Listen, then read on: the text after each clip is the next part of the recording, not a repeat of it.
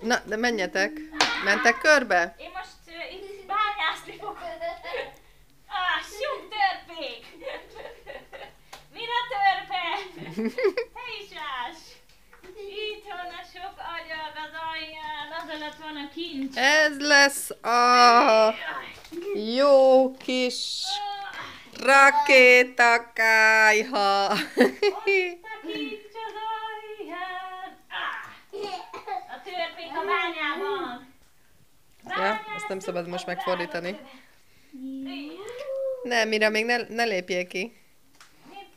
Na, szóval alakul a rakétakályha. Itt, ahol én kiásom. Itt ez lesz egyelőre a füstcső.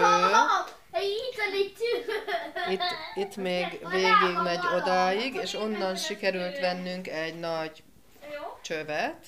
Az odáig bemegy, és itt lesz egy nagy odáig a lokig egy kályha, vagy egy kemény cső, kemény épített kém.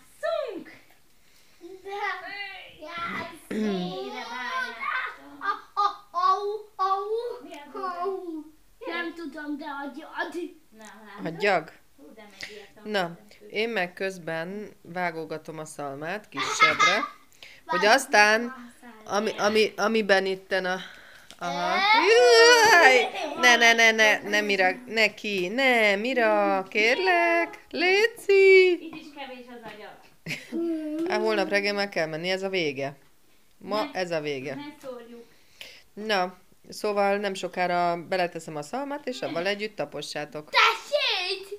Igen, mindjárt kaptok szalmát. Mindjárt a muncálmát hallod, Detti? Nem almát, szalmát! Hogy örültem? Almát kértek? Igen! Ne kend össze a Dettit. Jaj. De most kend el. Ne kend el.